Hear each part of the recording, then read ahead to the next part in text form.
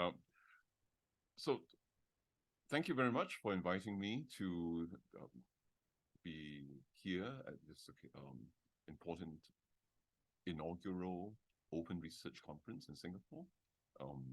It's really my honor to speak with you this morning and also to interact with you. Now, given the global open research conversations being driven by various organizations worldwide and also locally, I think it's timely for us to come together. I've noticed that there is a very diverse group of representation here, and we come together to discuss, listen to one another, the different perspectives on open research. And if you notice, I have tweaked the title of my talk a little bit. Instead of accelerating research with responsible open science, I have decided to make it a little bit more inclusive. So, I mean, even though open science is a very commonly used standard term, but sometimes it's misconstrued to be only about STEM, but it's not, right? So, so therefore, I've chosen to use the term open research, and also to interpret research in a very broad sense and hence knowledge creation. Okay.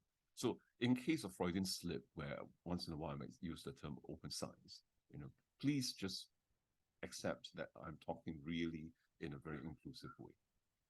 So, well, some people may, especially experts in the history of open research, may argue that actually it is not something new. It started in the 1600s. So it was around then when the Royal Society started actually systematically publishing research results or outcomes. And so with the advent of scientific journals, the practice of repeating experiments to verify the validity of the results started, right?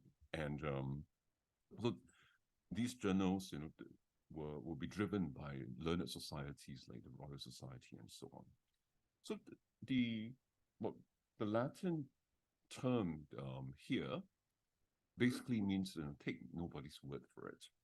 And that's actually a fundamental notion in science, right? Or in any pursuit of knowledge, that we really need to critique all hypotheses. We need to verify if the claimed outcomes are actually valid. So, in that sense, I mean, these ideas, in that sense, are very closely connected with research integrity as well. And it's no coincidence. Open research and research integrity are actually very closely related. They're mutually reinforcing in some ways.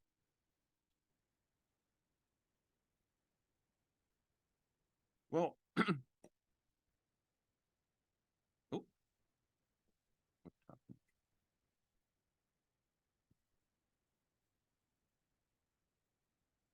What makes research open research?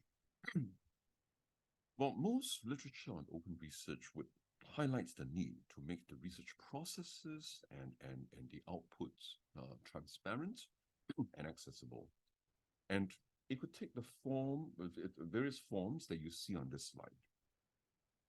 And by producing outputs that are transparent, accessible, reusable, open research naturally promotes trust in the research, but also in the researchers. So whatever a researcher's approach is, making methods publicly accessible inspires trust, facilitates reproducibility and reuse, and helps to keep one's work relevant. So some of you might have already attended Dr. Lenny Tentleman's workshop yesterday. In that case, you would have learned about the various open methods that help to promote trust in research and researchers. And some of NTU's the NTU Open Research Award recipients, whom you might have met outside in the foyer, could also share with you about their experience with pre-registrations on platforms such as the Open Science Framework. Well, researchers increasingly rely on computational support to deal with data as a result of the increase in volume, complexity, and creation speed of data. So the FAIR in FAIR data stands for findable, accessible, interoperable, and reusable. So the FAIR principles emphasize machine actionability. And this means that computational systems are able to find, access, interoperate, and reuse data with minimal or even no human intervention. But open infrastructures enable collaborative and multidisciplinary data analysis that are needed to support open research and serve the needs of the different communities. And these could include major scientific equipment or instruments, knowledge-based resources such as open access publication platforms, archives, scientific data, open bibliometrics, and open computational and data manipulation service infrastructures. Open source philosophy basically says that, software code and also like schematics for electronic and mechanical designs, etc., are made available for the public to study, to modify, and to redistribute. So an example would be actually CERN that shared and that released the World Wide Web design and the software under the open source model about almost 3 decades ago, 1994. And computer code is often generated during data collection, interpretation, or analysis. So richer data sets and sophisticated algorithms are increasingly become essential to solving, especially, well, here we are in the medical school, so biomedical, clinical, and public health challenges. The open code refers to making such author-generated code publicly available under an open access license via a linked repository or as supporting information. Well, open access and open research movement is pushing for publications, especially those arising from publicly funded projects, not to be locked up behind paywalls, so as to ensure their availability for policymakers and also for the betterment of societies at large. Open educational resources help to increase access to educational and research resources, and thus improving learning outcomes, maximizing impact of public funding, and empowering educators and learners to become co-creators of knowledge. Open engagement refers to the extended collaboration between scientists and the society beyond the scientific community, the so-called laymen. And this could involve crowdsourcing, crowdfunding, and scientific volunteering, and so on. I will give you a spectacular example later. Open engagement helps to make the scientific process more inclusive and accessible. So what is the state of open research? Oops, I keep touching the wrong thing. So what is the current state of open research? Well, time and again, especially in recent years, we would hear of news of both international and national forces advocating open research. So for example, almost a year back in November 2021, UNESCO established an international framework with the UNESCO recommendation on open science. And also in 2021, OECD Council adopted a revised Council recommendation on access to research data from public funding, expanding the scope beyond research data to include metadata, algorithms, workflows, models, and software, etc. The new NIH data management and sharing policy will require all NIH researchers prospectively plan for how their scientific data and accompanying metadata will be preserved and shared by submitting a data management and sharing plan with effect from January next year in the grant applications. Well, private research funders such as Bill and Melinda Gates Foundation, Howard Hughes Medical Institute, and Sloan Foundation and Wellcome Trust, and so on, are also asking for the data underpinning research papers to be made available to other researchers at the time of publication. There is this very large, oh, what happened? Okay. There is this very large organization called the European University Association that has 850 member institutions in 48 European countries.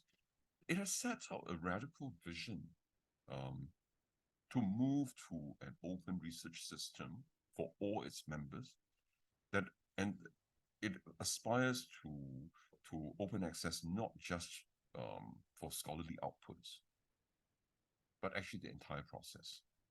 So there is a document unveiled in the EUA Open Science Agenda 2025 document that sets the goal of placing European universities in a scholarly ecosystem characterized by academic ownership of scholarly communication and publishing, with open science becoming an integral part of the research assessment practices within an ambitious 3 years. Well, publishers are also increasingly asking for open data, open code, open methods for journal papers submitted for their publication. So for some journals, such as PLOS ONE, authors have been given the option to publish their methods in the form of a registered report, study protocol, research article, or lab protocol. There is also this TOP factor, which stands for Transparency and Openness Promotion, from this Center for Open Science. What does it do? It assesses journal policies for the degree to which they promote core scholarly norms of transparency and reproducibility. At the moment, about 2,000 journals are assessed in this top factor. Well, here in Singapore, the NMRC, National Medical Research Council, and SSRTG, the Social Science Research Thematic Grant, require open data sharing. And at NTU, since 2016, the research data policy also explicitly requires open access data sharing, unless there are special agreements preventing so. We have since introduced the data management planning and provided an institutional research data repository, DRNTU data, to support NTU researchers in open data sharing. And we advocate the principles of open research and encourage researchers to adopt them to improve discoverability, transparency, and reproducibility of research. The NTU Library, RSO, Research Support Office, RIEO, Research Integrity and Ethics Office, and the good research practice of the Lee Kong Chian School of Medicine are working together to foster a culture of open research, implementing processes and infrastructures to enable the university's open research output to be discoverable globally.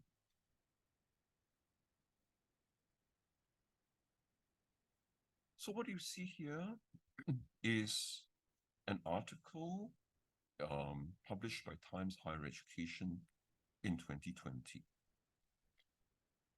It shows how collaboration and open science has actually helped in the search for a COVID-19 vaccine. And progress in this research has been accelerated by a vast amount of open data being made available online, particularly the gene sequencing data posted on the website in January 2020 by a group led by Fudan University. And 2 months later, the first human clinical trials for a vaccine against the SARS-CoV-2 virus began in the US. This illustrates the importance of fostering a culture of open research. In a crisis like COVID-19, open research policies removed the obstacles to free flow of research data and ideas. And we have witnessed how it helped to accelerate the pace of research in response to the crisis. Well, in a different direction, besides healthcare, in sustainability, I thought I would just share an example. So there is this European data portal that is actually an initiative by the European Commission. And there you can find quite a bit of examples of how open research is used in different domains. So here, the transition to more sustainable energy sources can actually be further researched and also developed with the help of open data. The current state of different types of research can become more transparent through open data. Investors can actually become better informed on how to allocate their investments in the development of renewable energy sources or technologies. Open research is increasingly perceived, in fact, as a key accelerator of the UN SDGs, the United Nations Sustainable Development Goals. And it's a powerful tool. Oops. What's going on?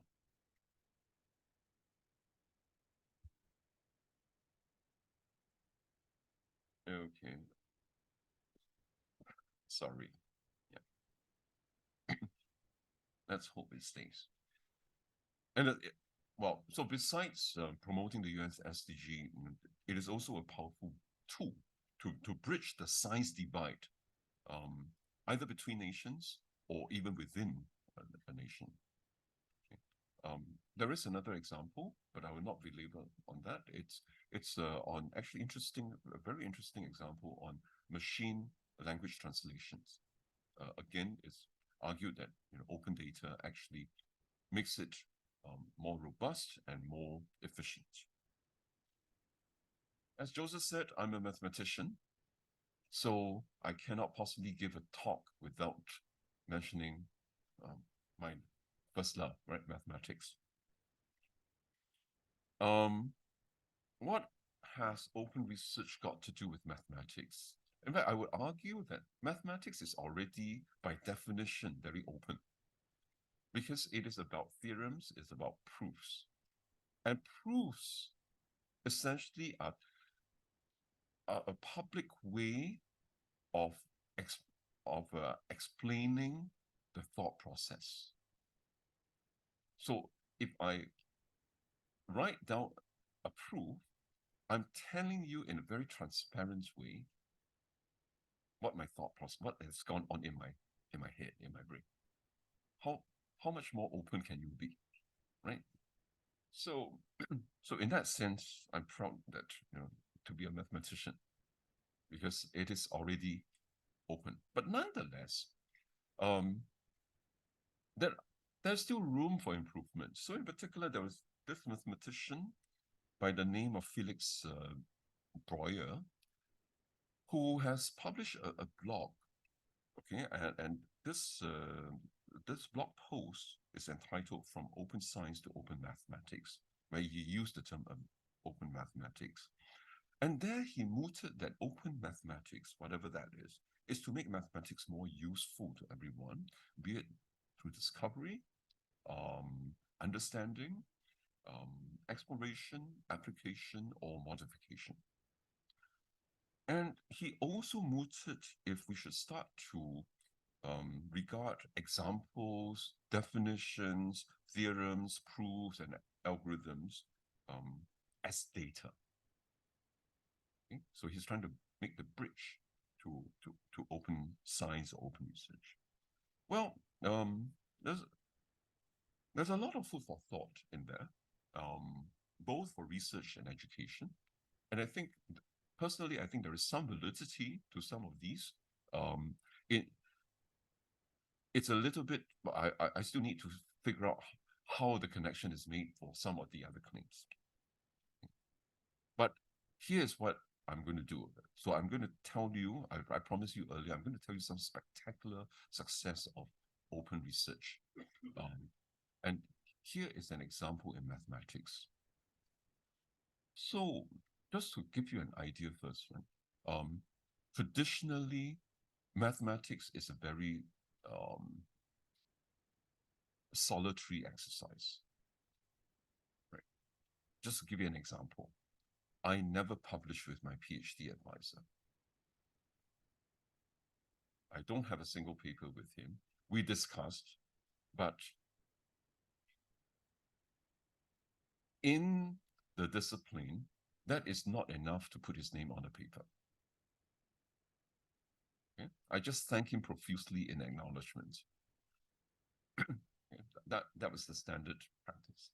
So you know, all the 4 out of the 5 chapters in my PhD thesis just under my single authorship.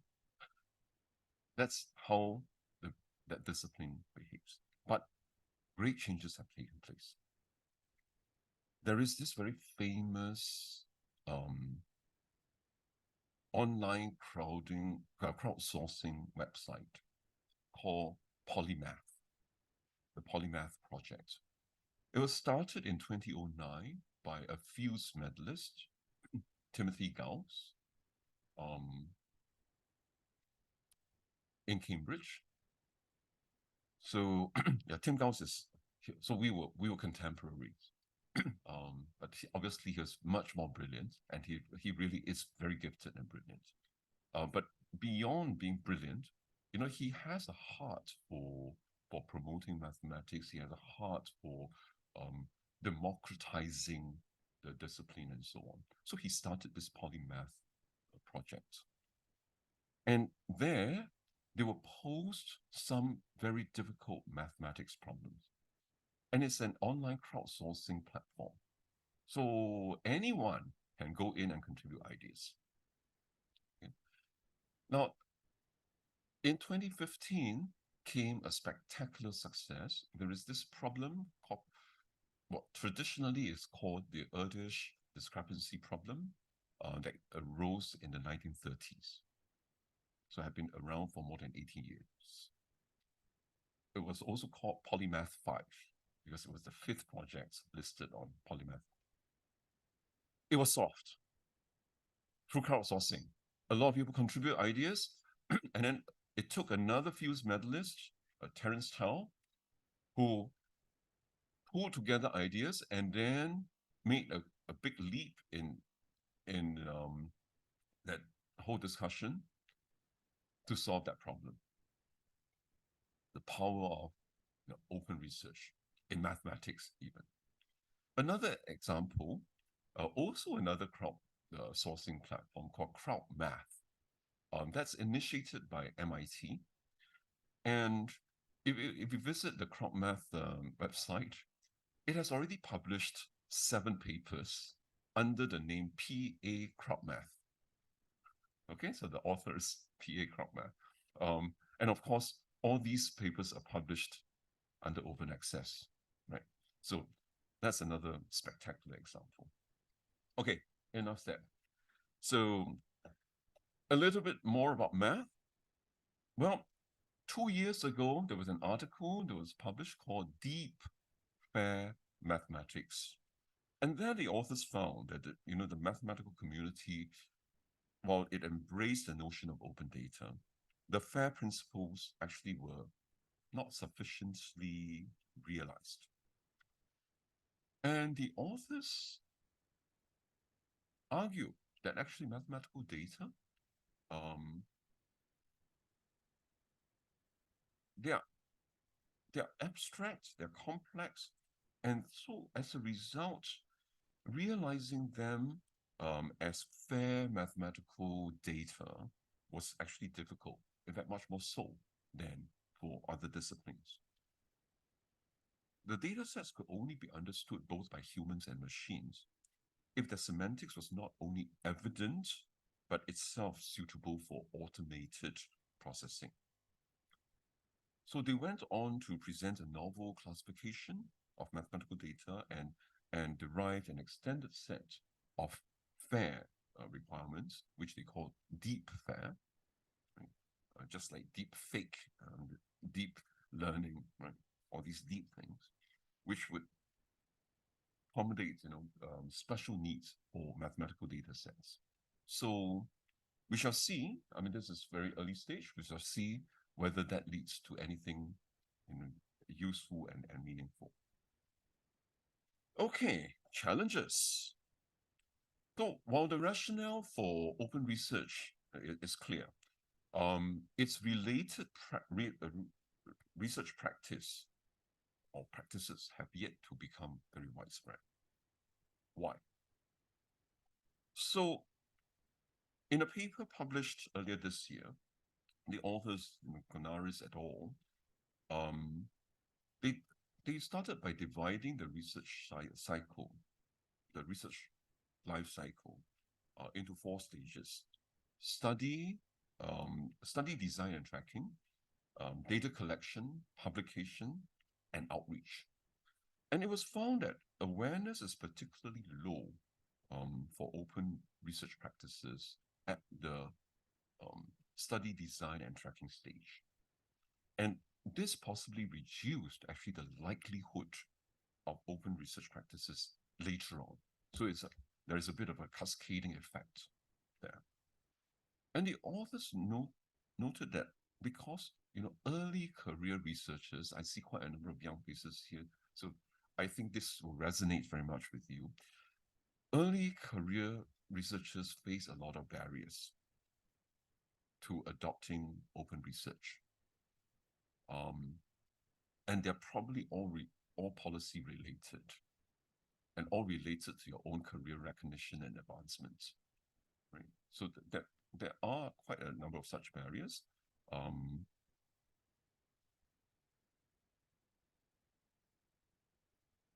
They're related also to, for example, how you have been trained, but how even if you have been trained and you want to adopt it, there might be institutional policy barriers, right? Promotion incentives in particular. So those from LPC, just talk to your dean. Okay.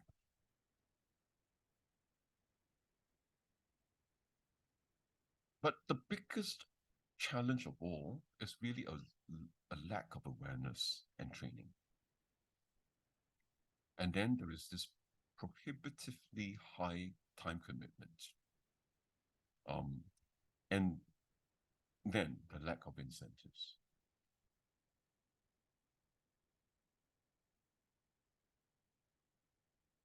Lack of awareness and training is easy to address. We just need to be more intentional and have more platforms like today's event. With continued effort, that can be addressed to some extent. Time commitment, very hard to address because it does. I mean, going for open research does require time commitment. You need to, change your current workflows You need to change some practices regarding the release of data along the research process. You may need to develop new tools or even products. So it is quite time consuming.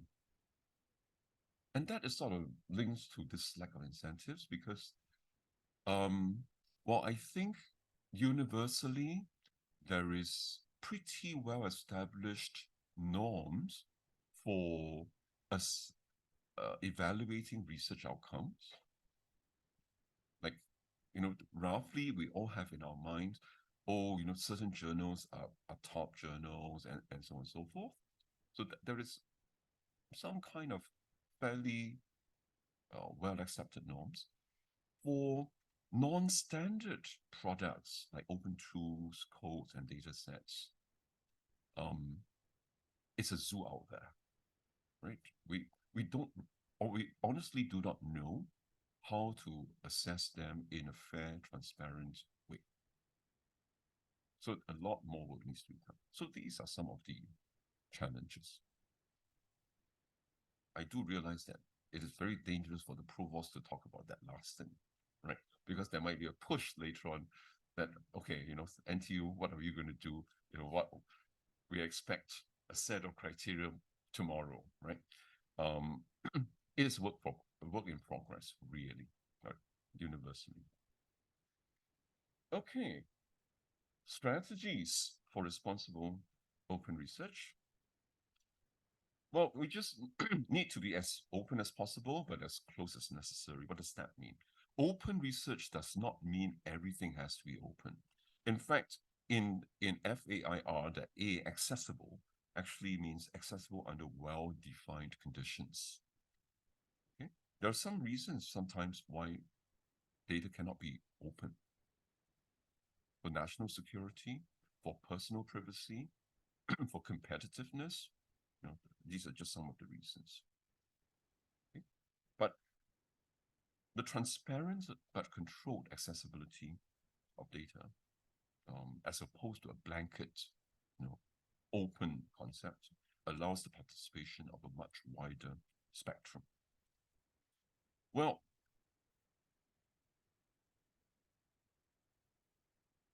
the other thing is data management planning. So data management planning helps to ensure the usability of data sets, not just for the research team, but also for others. And so good data management practices and strategies overlap with those related to research reproducibility and open research.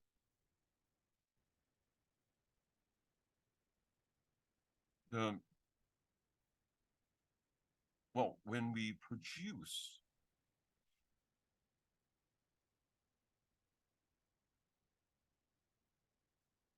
research data and metadata, okay, besides making sure that we conform to some ethical practice, ethical approval, consent by the participants and licensing and so on, okay, we also need to ensure that sensitive data is properly protected, okay, maybe through some public metadata, but then conditional access to the data itself, okay, can all mitigate the risk. But at the same time, we can also make full use of these data depositories to make our data, our open data or open codes fair. That's where the librarians and the domain experts in our midst become very useful. They are there to help. So if you're unsure how to get it done in a reasonable, effective way, they are there. Okay, so we have a team of librarians at NTU who actually proactively work with the depositors to curate their papers and research data to make them fair. Well,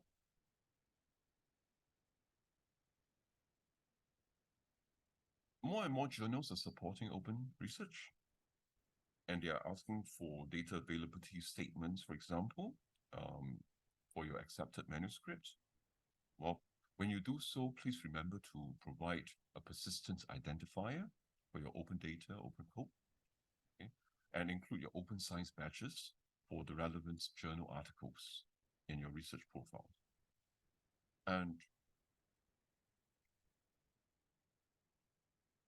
last but not least, in those of us in academia, explore the opportunities to be evangelists of this, right? So teach our students the principles and the goals of open research. All right, so starting a local open research community. You know, the International Network of Open Science and Scholarship Communities has developed the Open Science Community Starter Kit. The open science communities provide a place, a safe space where newcomers and experienced peers interact. They inspire each other to adopt open science practices and values. They identify opportunities and potential pitfalls together. They provide feedback on policies, infrastructure, and support services. So today's conference, this Singapore Open Research Conference, provides a platform for us to form such a local open research or open science community. And as I said earlier, we have a whole spectrum of stakeholders here. So whether you're a newcomer or an experienced practitioner, we welcome you to be part of such an open science community locally here and contribute to it. But those whom I met outside, the recipients of the NTU Open Research Award, first of all, my heartiest congratulations again. And I want to encourage you to share and inspire the community with your open research experience. I would also encourage all of us, if you haven't talked to them, if you haven't engaged them, go and hear from them their challenges and strategies on their open research adoption. Okay, enough said. It takes a whole ecosystem, from funding agencies to research institutions to individual researchers to disseminators of research outcomes and beyond, to make open research work and work well for the benefit of mankind. So I want to congratulate the organizers once again for providing us with a platform today, a great opportunity to build connections, to explore opportunities together, to accelerate knowledge creation with responsible open research. So thank you very much for your attention, and I wish you a very fruitful day. Thank you.